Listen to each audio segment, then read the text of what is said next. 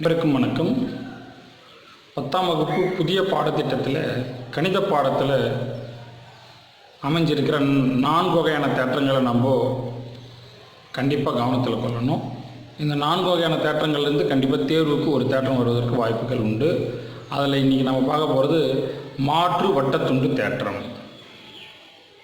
மாற்று வட்டத்துண்டு தேற்றம் ஒரு தேற்றம் எழுதணும்னா ஒரு 5 படிநிலைகளை நம்ம பின்பற்றணும். அதில் முதல் படிநிலையாக அந்த தேற்றம் என்ன வரையறையை கொண்டுள்ளது அப்படின்றத பார்க்க போகிறோம். முதல்ல வாங்க. தேற்றம்: வட்டத்தில் தொடுகோட்டின் தொடுபுள்ளி வழியே ஒரு நாண் வரையப்பட்டால் அந்த நாண் தொடுகோட்டுடன் ஏற்படுத்தும் கோணங்கள் முறையே ஒவ்வொன்றும் தனித்தனியே மாற்று வட்டத்துண்டுகளில் அமைந்த கோணங்களுக்கு சமம். மீண்டும் பாருங்கள். ஒரு வட்டத்தில் தொடுகோட்டினுடைய தொடுபுள்ளி வழியாக ஒரு நாண் வரையப்பட்டால் அந்த நாண் தொடுகோட்டுடன் ஏற்படுத்தும் கோணங்கள் முறையே ஒவ்வொன்றும் தனித்தனியாக மாற்று வட்டத்துண்டுகளில் அமைந்த கோணங்களுக்கு சமம் என்பதை தான் நம்ம இந்த தேற்றத்தினுடைய வரையறையாக எடுத்துக்கிறோம். இந்த தேற்றத்தில் சொல்லப்பட்ட விஷயத்தை நம்ம எவ்வாறு நிரூபிக்கலாம் அப்படின்றத நம்ம அடுத்தடுத்த படிநிலைகளில் பார்க்க போகிறோம். மீண்டும் தேற்றத்தை ஒரு முறை நல்ல மனதில் பதிய வச்சுங்க. வட்டத்தில் தொடுகோட்டினுடைய தொடுபுள்ளி வழியாக ஒரு நாண் வரையப்பட்டால் அந்த நாண் தொடுகோட்டுடன் ஏற்படுத்தும் கோணங்கள் முறையே ஒவ்வொன்றும் தனித்தனியாக மாற்று வட்டத்துண்டுகளில் அமைந்த கோணங்களுக்கு சமம். தேற்றத்தின் வரையறையில் கொடுக்கப்பட்டுள்ள வரையறையின் அடிப்படையில் நம்ம படம் வரைகிறோம். ஒரு வட்டம் ஓ, வட்டத்தினுடைய தொடுகோடு ஏபி, அதனுடைய வட்டத்தை தொடுகின்ற புள்ளியை நம்ம பி என குறிச்சிக்கணும். அது வட்டத்தில் 2 நாண்களை அந்த தொடுபுள்ளியிலிருந்து வரைகிறோம்.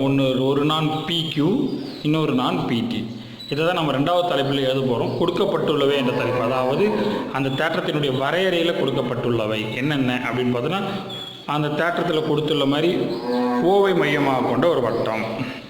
அப்போ அந்த வட்டத்தினுடைய தொடுகோடு ஏபி, தொடுப்புள்ளி பி. அந்த தொடுப்புள்ளியிலிருந்து வரையப்பட்ட நான்கள் எதுன்னு கேட்டோன்னா பிக்யூ, பிடி.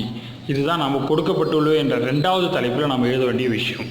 மாற்று வட்டத்துண்டு தேற்றத்தில் 2வது தலைப்பில் நம்ம எழுத வேண்டிய விஷயம் கொடுக்கப்பட்டுள்ளவை எழுதணும்னா அந்த வரையறையில் என்னென்னலாம் கொடுத்துருக்காங்க அப்படின்னு பார்க்கும்போது வட்டம், தொடுகோடு, தொடுபுள்ளி மற்றும் நாண் பிக்யூ, பிடி. இப்போ 3வது தலைப்பு நிரூபிக்க.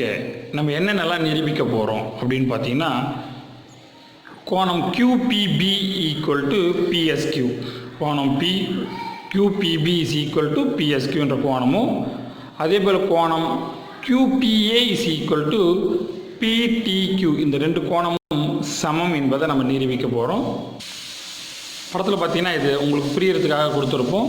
QPB = PSQ, அதாவது அந்த கோணம் 1 சமம். அதாவது கோணம் 1 எங்கே இருக்குதுன்னு பார்த்தீங்கன்னா QPB = PSQ, அந்த 1 போட்டிருக்கோம். அதேமாதிரி கோணம் 2 சமம்னு நிரூபிக்க போகிறோம். அதாவது QPA = PTQ. இதை நிரூபிக்கிறதுக்கு இது 3வது தலைப்பாக எடுத்து 4வது தலைப்பாக நம்ம என்னென்னா அதுக்கு தேவையான அமைப்பு. நம்ம என்ன அமைப்பை இந்த தேற்றத்தில் இல்லாததை கொடுத்துருக்கோம் அப்படின்னு பார்த்தீங்கன்னா, இப்போ எக்ஸ்ட்ரா டாட் லைன் போட்டு காமிச்சிருக்கேன். முக்கோணம் PQSஐ இணைக்க, PQன்றது ஏற்கனவே ஒரு நாண், அதாவது ஒரு S என்ற புள்ளியை வச்சு அது ஒரு முக்கோணமாக இணைச்சிருக்கோம். அதே போல் நாற்கரம், வட்டத்தில் அமைகின்ற நாற்கரம் PTQRஐ இணைச்சிருக்கோம். இது நம்ம தேற்றத்தில் இல்லாத ஒரு கோடுகளாக நம்ம வரைஞ்சி நம்ம நிரூபிப்பதற்கு தேவையான அமைப்பாக நம்ம இதை எடுத்துகிட்டு இருக்கிறோம். வாங்க அடுத்த ஸ்டெப்பு நிரூபிக்கலாம். இப்போ நம்ம நிரூபணத்தை எளிமையான வடிவில் பார்க்க போகிறோம். நிரூபணத்துக்கு நம்ம முதல்ல எடுத்துக்கிறது 2 செங்கோணங்கள், அதாவது RPB. பார்த்தவொன்னே தெரியும், RPB கை வச்சு பாருங்கள். கண்டிப்பாக அது 90 டிகிரி இருக்கிற செங்கோணம். அதே போல் RQP என்பது எப்படி செங்கோணமாக இருக்கலாம் அப்படின்னு பார்த்தீங்கன்னா, ஒரு அரைவட்டத்தில் தாங்கும் கோணம் செங்கோணம் என்றதை நம்ம ஏற்கனவே படிச்சிருக்கிறோம். அந்த கான்செப்ட் பிரகாரம் ஆர்கியூபி என்பது ஒரு அரைவட்டத்தில் தாங்கும் கோணம், அதுவும் செங்கோணம். அப்போ அது ரெண்டும் 90 டிகிரிக்கு சமம்.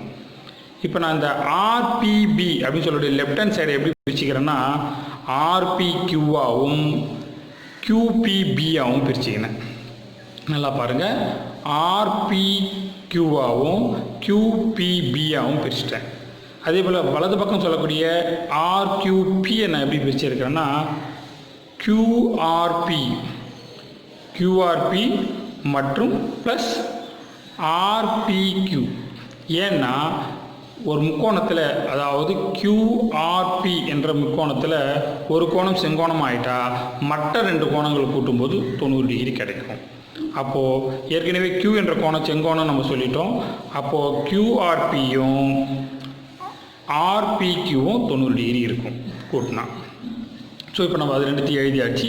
அது ரெண்டுத்தில் இந்த பக்கமும் RPQ வந்திருக்கு, அந்த பக்கமும் RPQ வந்திருக்கு. அதை கேன்சல் பண்ணிவிட்டால் மீதி நம்மளுக்கு என்ன கிடைக்குதுன்னு பார்த்தீங்கன்னா QPB வந்துருக்குது இஸ் ஈக்குவல் டு QRPன்னு வந்து ஒரே வட்டத்தில் தாங்குகிற கோணங்கள் சமன்றதால QRPயும் QSPயும் ஒரே வட்டத்தில் தாங்குகிற கோணங்கள். படத்தை பார்த்தா உங்களுக்கு தெரியும். அப்போது QRPக்கு பதிலாக QSPன்னு நான் போடுறேன். இப்போ நம்மளுக்கு முதல் நிரூபணம் கிடைக்கிது. இன்னும் ஒரு முறை நல்லா பாருங்கள், ரொம்ப எளிமையான நிரூபணம் தான். ரெண்டாவது நிரூபணம் பார்க்க போகிறோம். ரெண்டாவது நிரூபணத்துக்கு நம்ம முதல் நிரூபணத்துக்கு எப்படி நம்ம 90 டிகிரி எடுத்துக்கணும், அதேமாதிரி ரெண்டாவது நிரூபணத்துக்கு நம்ம 180 டிகிரி எடுத்துக்கலாம். 180 டிகிரி எது அப்படின்னு பார்க்கணும்னா இப்போ லெஃப்ட் ஹேண்ட் சைடு பாருங்கள், QPA ப்ளஸ் QPB. அப்போது இது ஒரு நேர்கோட்டை குறிக்கிற மாதிரி வந்துடுது. அதனால் இதனுடைய கோணம் வந்து மொத்தம் 180 உங்களுக்கு தெரியும். அதாவது QPA QPB இது ரெண்டுத்தையும் கூட்டினா 180. அதே போல் ஒரு வட்டநாற்கரத்தின் எதிரெதிர் கோணங்கள் 180 நம்ம படிச்சிருக்கிறோம். வட்டநாற்கரத்தின் எதிரெதிர் கோணங்களாக QSPயையும் ப்ளஸ் PTQ, இந்த வட்டநாற்கரத்தை பாருங்கள், PTQS என்ற வட்டநாற்கரத்தில் QSPயையும் PTQயையும் கூட்டினா நம்மளுக்கு கண்டிப்பாக 180 டிகிரி வரும். காரணம் வட்டநாற்கரத்தினுடைய எதிரெதிர் கோணங்கள் 180. ஸோ இப்போ அடுத்த ஸ்டெப் வரும்.